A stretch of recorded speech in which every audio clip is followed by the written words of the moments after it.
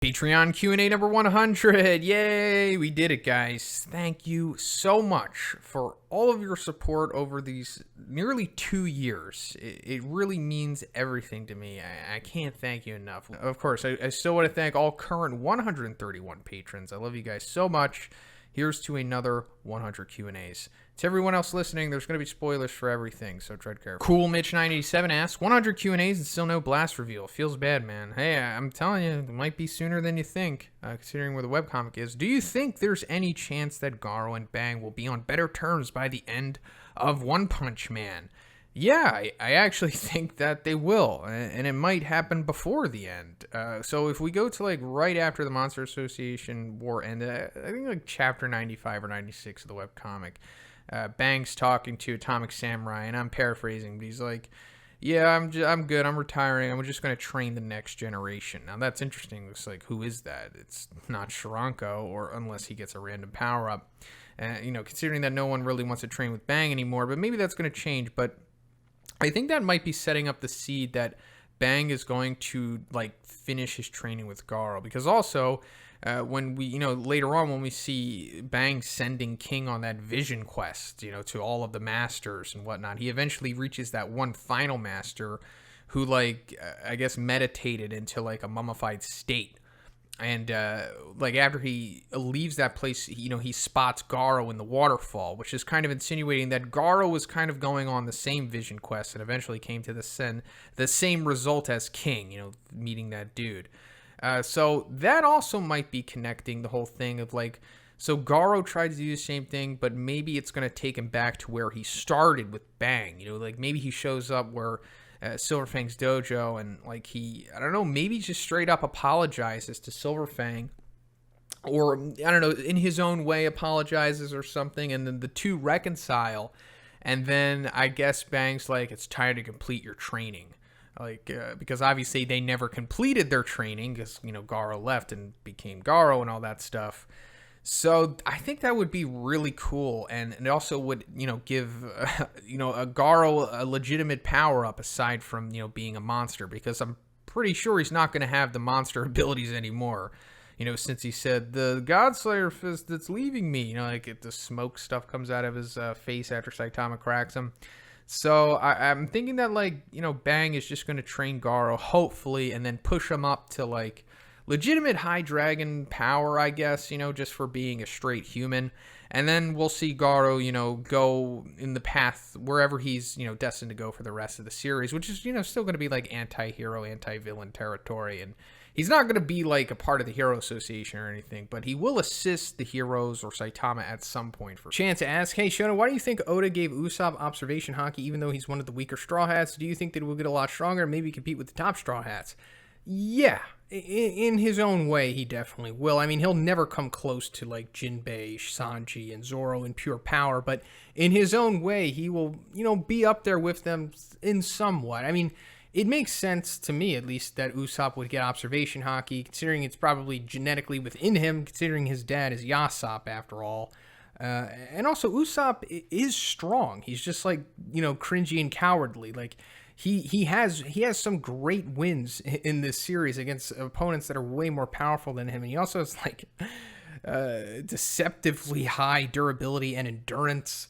Usopp is a pretty solid character, aside from his, sus moments. But I mean, he's going to get stronger after Wano for sure, because they're going to go to Elbaf, in my opinion. And that's going to be I guess an Usopp-centric arc to a degree. Kind of like how Whole Cake was for Sanji somewhat. And also, I'm sure they'll meet up with the Red Hair Pirates at that point, so we'll eventually have the meeting between Yasopp and Usopp.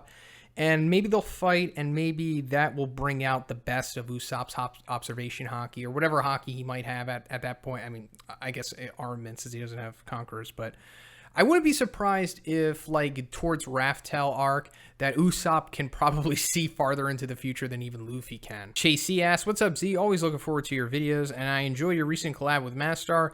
I think your personality works great with another person. You came off as very humble and knowledgeable. Hey, thank you, Chase. I really appreciate that. My question this week, I've been thinking about an all-out battle coming up between the heroes and the monsters, and I wonder who would win if Bang and Drive Knight went against Golden S at the same time. Yeah, I think they could take Golden S. I mean, yeah, like I always say, we don't know the full extent of Drive Knight's power yet, but at his full power, he's probably really, really, really powerful. And, Silver Fang, we already know. So I think him and Drive Knight would definitely be enough to take down Golden S, in my opinion. At least in the webcomic. As I always also say, I'm sure he will be way more powerful once we see him in the manga. Beowolf asks, what's up, Shonen? So I checked out your Twitch stream last Tuesday when I was on my break from work, and it was good. Funny, too. Hey, thank you, Beowolf, for checking out my Twitch stream. I really appreciate that, bro. So as for your question, if Shinso's quirk would work on Saitama, I think that it wouldn't. Saitama's just way too powerful for stuff like that to really affect him, in my opinion. And like I'm going to say later on in this Q&A, stuff like this is like super subjective. And for everything that I say no to, there's going to be like 3 other people that are going to say yeah. So it doesn't really matter. But I mean, I don't think it would. And I mean, as for like, like a My Mask, like when he was trying, or when Super S was trying to control his mind, it didn't really work just because he was too powerful, I suppose. Or, you know what, that's even open-ended because like it's a monster or whatever. In my opinion, no, it wouldn't work. And as for your second question about One Piece, go for it. You won't regret it. I mean, it's probably better to read the manga than watch the anime because the anime is so bloated and convoluted, even more so than the manga already is. But it's amazing. It definitely is the best battle manga ever. And as for like the best moments, there's just too many to name. And also, I'd be spoiling you too. But it's just a collection of great moments in between a lot of fluff and stuff.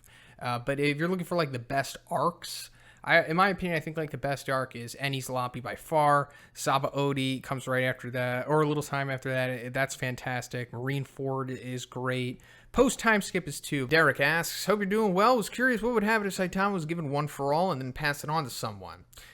So the way that I see it, and I'm pretty sure this is accurate, One for All is more like a mutual fund rather than like your own personal checking account. Like just because Saitama got One for All, he wouldn't automatically pass on his insane power to somebody else. You need to like cultivate the power within it. So it would really depend on what Saitama decided to do with One for All and how much time he had using it and whatnot.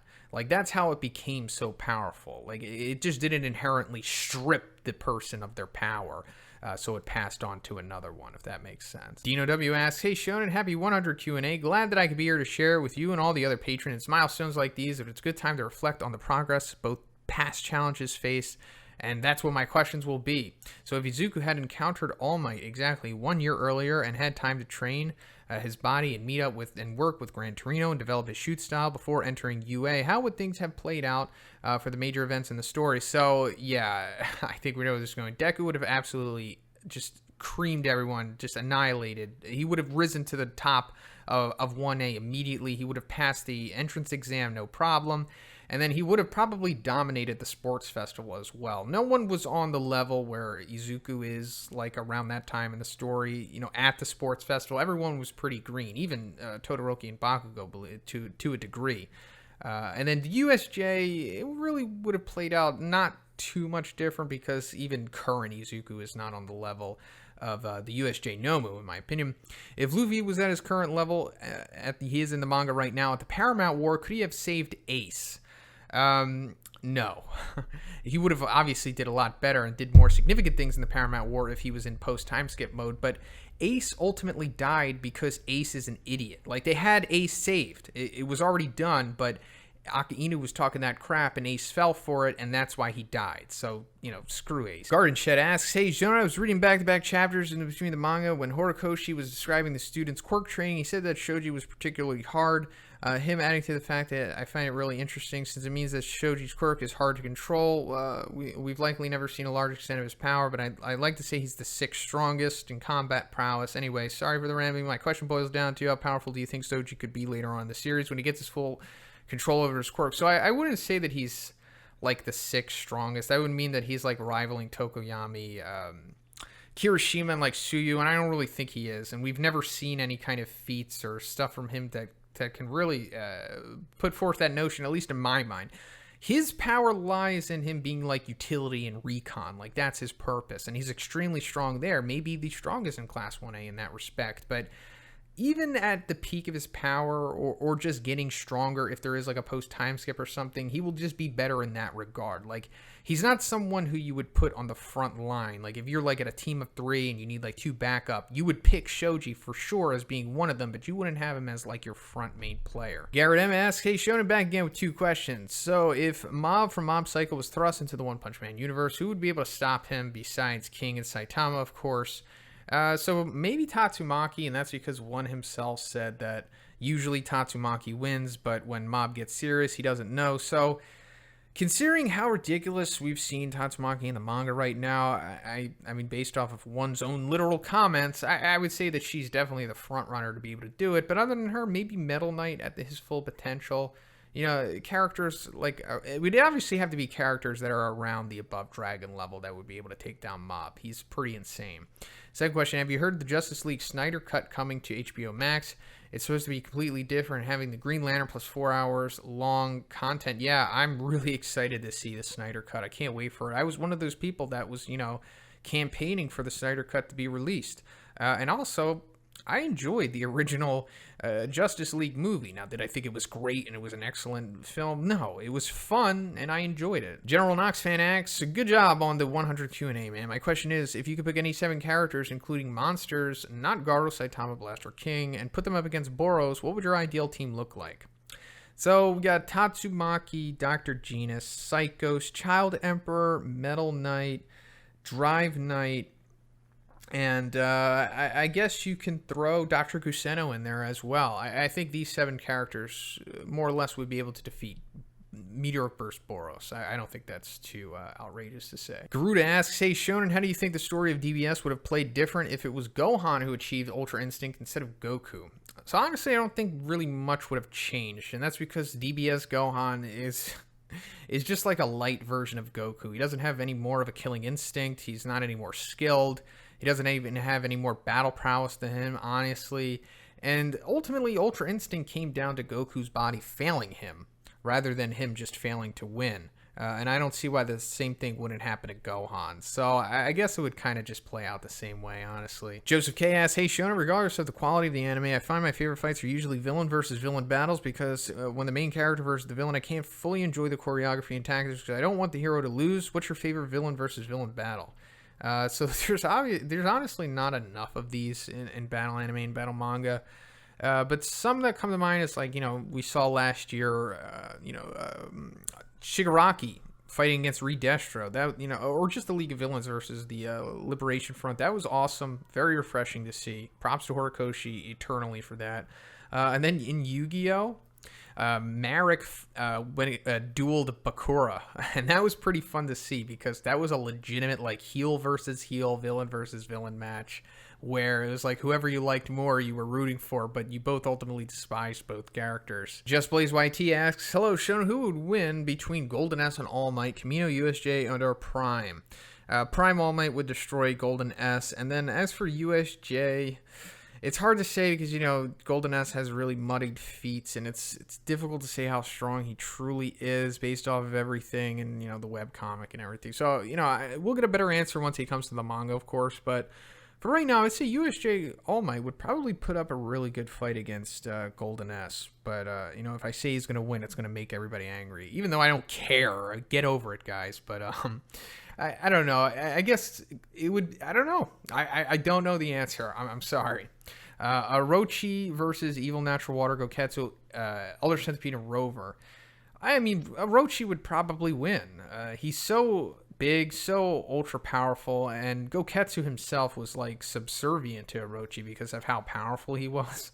So that's really telling right there. And as for his blast taking out Evil Natural Water, I mean, that proposition was proposed by Child Emperor, but he was like, I don't even know if the blast would be, you know, strong enough to take him out fast enough because he would just regenerate in time. But I don't know if that would come into play with Orochi's power. I think he could probably destroy Evil Natural Water with one of those crazy blasts. And then I assume that his blasts are probably strong enough to pierce through Elder Centipede and Rover too. I mean, why not? Kohler R asks, what's up, Shonen? Just wanted to ask you about your thoughts on Mike Tyson and the Roy Jones Jr. matchup coming up. I'm kind of disappointed in this one.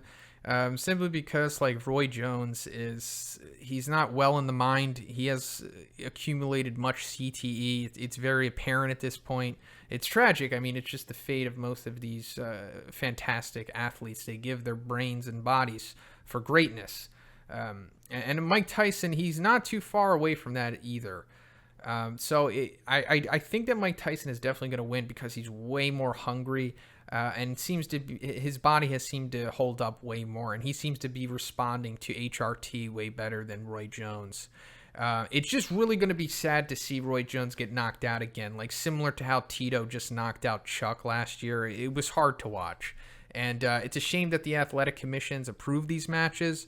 But then again, if they're going to gatekeep stuff like this, then they're going to have to re-examine everything they do ultimately, and I think that's why they don't do it, because they don't want to go down that slippery slope. And also, money. Elle asks, Elle was here for Patreon Q&A number 100. It's a short list of characters to see Saitama as the one above all at this moment in history, in the story. At the current timeline, do you think one has written God to know of Saitama? If so, has he recognized him as the one above all? Stay humble, Shonen, and always take care. Hey, thank you, Elle. I'm probably not going to stay humble forever.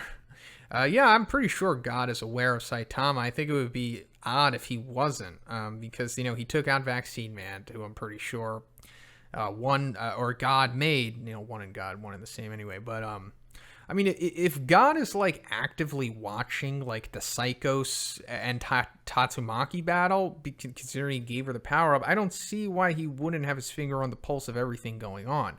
Now, does he think that Saitama is the one above all? I don't think so. That would mean that he acknowledges that Saitama is stronger than he is, and I don't think that's the case yet. Legandaryus asks, hey, Shonen, what would Ashura from Ashura's Wrath be like in a hero in the One Punch Man world and the My Hero world? Well, he'd be way too powerful for My Hero. Like, no one would even come close to him besides Prime All Might, and even though he doesn't exist anymore. But for One Punch Man, he would be rivaling Saitama's power, I suppose. Meaning that, like, he really even wouldn't be used that much by the S-Class, considering how circumstantial the things would be to bring out somebody with that incredible strength. Like, he would only have to come out for Disaster Level God, honestly. He might even be stronger than that. He's pretty ridiculous, at least the feats that I've seen. Lindu K asks, hey, Shonen asked a few more serious questions the past couple of weeks, so I figured this time for a silly one. Top 5 best bees... Hey guys, I'm playing by the algorithm rules, okay? It's not me that wants to be like this, even though this channel is a PG, family-friendly Christian server. In One Punch Man, so this is controversial. I'm going to give number 1 to Tatsumaki. Do I think that she's overall better than Fubuki? No. But in the bottom department, I think she's just edging her out just a little bit. It's not just size, guys. It's the shape. It's the symmetry to it. The texture, the way that it lines up with the ratio to the waist and the thighs. Tatsumaki, she's just hitting all of the right notes for me. I got to give her the number 1. Number 2, Fubuki for sure. And then number 3, here's a little deep cut. Going to Asami from the original chapter 102 or 103 before the retcons. We get to see a brief glimpse of her. And it's pretty fantastic. Definitely worthy of the number 3 spot. And then number 4, I guess we'll give it to Psychos. Even though it was kind of underwhelming in my opinion. And then number 5, I would say Linlin or Linglin, whatever her name is, but we didn't get to see it. It seems like she has a pretty great one, but, it's only left up to the imagination at this point. So by default, I'm going to have to give it to Captain Mizuki. Mr.Awsome asks, Q&A episode 100. Wow, it's absolutely amazing. My only regret is I didn't become a patron sooner. On to my first question. If Flash Bar with Prime All Might with the same rules of his bout with Saitama, who would win? I think Prime All Might would win. Yep, controversial. Don't care. Second question, who would win in a battle between my favorite hero from One Punch Man, Tank Top Master, and my favorite hero from the verse Best Genus? Difficult to say. I'm not sure, the exact strength and durability of Best Genus's fiber quirk. It is pretty impressive, of course, and he was able to hold all for one still for a little bit. But, I mean, it's like, how does Tank Top Master's strength transfer, or just how does it, like, match up with the strength in the My Hero world? I mean, he's got to be on the level of... or above Death Arms, I suppose. I mean, he's pretty strong, obviously, but I mean, we've seen people with better feats in My Hero than Tank Top Master for sure. Man, it's difficult to say. I'm kind of leaning towards Tank Top Master simply because he's just so big and powerful, and I think he'd be able to get through the fiber more or less. I could be wrong. Hey, thank you for the kind words, Mr. Awesome. You rock. Mr. Toby 1018 asked, my boy Z, happy Q&A 100. Glad to have been supporting you for 100 episodes. You definitely deserve it. Yes, you have, Mr. Toby. You are definitely one of the first patrons and supporters, and I am so appreciative of it. Thank you so much, my friend. If Black S had a trillion copies equal to the strength of Meteoric Burst Boros, how do you think a fight against Saitama would turn out? I guess Saitama would just, one serious punch, two, maybe three serious punches would get the job done here. If one was knocking away all of the power of Meteoric Burst Boros and reducing him to that chocolate grandma from SpongeBob, I don't see why a trillion copies would really do any different. It goes back to that thing that Zombie Man was talking about, with you don't need a group of people to take down one elephant. You need one elephant to go against another elephant. Ultimately, it comes down to that, in my opinion. Let's say Metal Knight created a lightsaber katana for Atomic Samurai. How strong do you think he'd be? I don't think Atomic Samurai's problem is his arsenal. I mean, his sword is fine, and he does just well with it. So giving him a lightsaber, I don't really think would fix his issues, which are his limited combat ability. He's entirely reliant on the sword in the first place. That's one of his biggest issues. And his, like I said, his limited moveset and overall approach to the fight. He needs to work on those things rather than getting an upgrade with his sword. Natedawg asks, what's up, man? Used to be a patron months back, but took a break from monthly subscriptions. Got a new house and money again, so I'm back. Hey, that's awesome, Natedawg. Congratulations. Was part of the streams, and it's been great. Hey, thank you for stopping by. If L from Death Note and Batman could figure out where Metal Knight lives, and if so, if they leaked it to the world, how would that affect the story? So absolutely, I'm sure Batman can figure out anything. I mean, it doesn't even matter if L's there. Batman's kind of just overkill at this point. But if he released it to the world, I mean, I guess monsters maybe would try to go after him, considering that I'm sure they have much beef with him since he rounded up a whole bunch of them. But ultimately, I don't know, maybe it would just make Metal Knight more defensive, and he would change up locations as fast as he could, but I don't think it would be as big as a bombshell as my mask being revealed to a monster. You know what I mean? Nathan W asks, congrats on 100. That's awesome. Hey, thank you, Nathan. You are literally one of the very first patrons, if not even the first patron on here. You've been here since September of 2018. That means so much to me. So thank you, Nathan, for all of the continued support, my friend. Let's say either the webcomic or the manga ended, but the other continued with both Murata and one involved to some extent. Would you rather see the webcomic or the manga continue? I love them both so much it would be hard to choose. Webcomic, easily. And I don't want Murata involved in it. I like the webcomic so much because it's just one's unfiltered stream of consciousness, all of his, on a paper, no other input from anybody else as far as I'm concerned. Not that I have beef with Murata or anything, but I just like one so much better. He's truly like this crazy rare talent that we don't really see too much, and the less input that he gets from others, the better. So yeah, I would love it if the webcomic just continued as opposed to the manga. NirvaCat asks, how would you rank Godzilla, Spider-Man, and Chuck Norris according to the One Punch Man tier? Thanks. So Godzilla would be disaster level god, because he tanked a nuke. And I know tanks get thrown around a lot, but when I watched that beginning of the movie, he straight up literally tanks a nuke. So that's god level, right, I guess? And all of his other feats are pretty impressive too. Spider-Man, he's a Marvel character, so I'm sure he's above god. I don't even know the full extent of his abilities, but I'm sure they're insane. And then Chuck Norris, I mean the legend of Chuck Norris, the memes and all of that, I guess he would be above god. But, real Chuck Norris, he would be like a wolf, maybe. Or prime Chuck Norris at his best would be a wolf. Obama's New Jordans asks, hey, Shonen, I'm back this time asking if Prime, Bang, and Bomb could beat first form Awakened Garou. So I'm actually very soon going to make this video, Prime Bang versus Awakened Garou. I literally have the artwork done for the thumbnail and everything. I'm just, getting around to making it. Believe it or not, guys, a lot of work and time goes into making these videos. It's not as easy as you think it would be, or at least to make a good video. but I don't want to leave you stranded. So I would say Prime, Bang, and Bomb, they could probably take him down for sure. I mean, that seems like probably just enough to be able to defeat him, because both in their primes, that's like, I don't know, maybe if not 2 above dragons, then the combined power would definitely be above dragon. Maybe enough. Peter Griffin 149 asks, my main man Z, what's up, my friend? Jay copped one of the shirts, by the way, they're heat. Hey, thank you so much, Peter Griffin. Thank you so much for copping that merch. I appreciate it so much. I was wondering what your favorite Awakened Garou form is. Definitely just the first based form. It's super sleek, streamlined. I'm loving it. I can't wait to see Murata's design with it. The other forms, they're fine, but they serve their purpose to show that Garou has lost control. And they get kind of, like a little too like cliche, monstery, demony at that point. Not that they're bad. I'm just really a fan of the original Awakened Garou. I think it's close to perfection. Proasek asks, hey up, Shonen, how is it? Happy hundo, you magnificent piece. Hey, thank you. Who are your top favorite side characters in fiction? Man.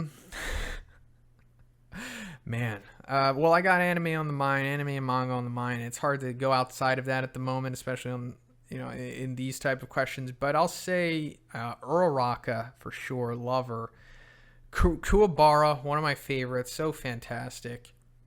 Who else we got? Dr. Genus, Armored Gorilla, Snek. Not even memeing with those. I really love those guys. They're so awesome. King, come on. Zoro, incredible. Jinbei, incredible as well. Those are like my main favorite side characters in battle manga and anime for sure. Skinny Giraffe asks, yo, Shonen, nice job on 100 Q&As. It's been a great time supporting you. Hope you stay awesome. Hey, thank you, Skinny Giraffe. So King seemed nigh invincible, but he did take that one injury from the tiger level monster. Do you think he awakened his aura after coming into effect with that? If so, why? Yeah, I talk about this in my How Powerful is King video. Yeah, I absolutely do think that it came into effect after he took the damage from the Octopus Claw Man. Why did it happen at that point?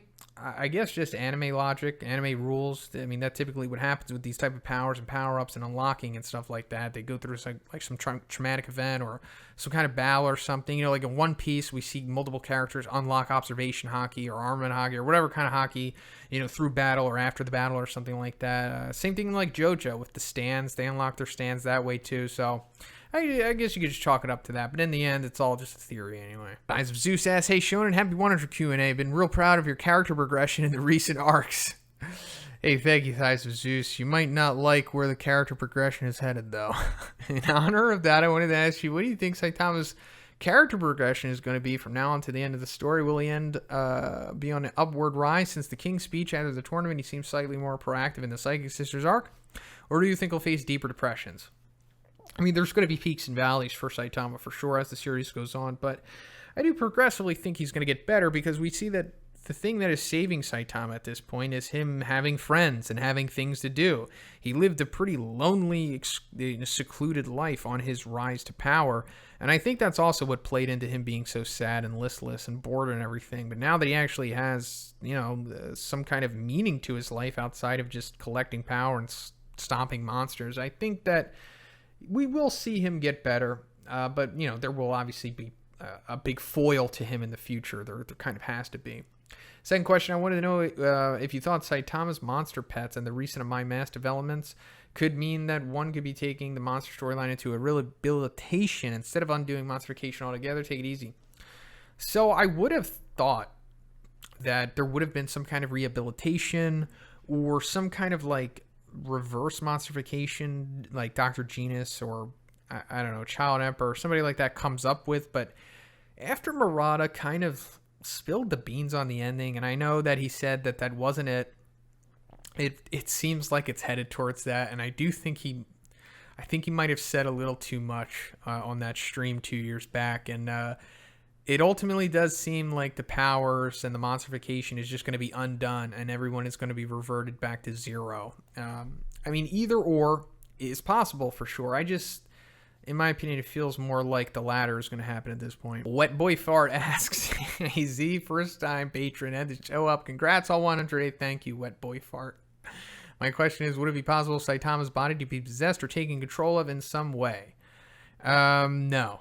I don't think so. He's just too powerful for that type of stuff. And I get questions like this all the time, like, how would this magic work on him? Or would this JoJo stand work on him? Would this quirk work on him?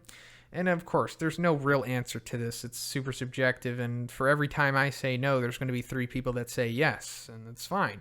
But I think it's been displayed so far that, like, stuff like this, Saitama's just going to muscle out of it. He's just become so unfathomably powerful that he just breaks the rules that isn't, revolves around somebody being inherently, physically stronger than him pretty much. Wolffire54 asks, awesome job, Shiny. You finally made it to the triple digits. Wonder if you'll make it to the quadruple digits before One Piece or One Punch Man ends. Hey, it would take a few years for that to happen, but I guess it's possible. That would be pretty cool.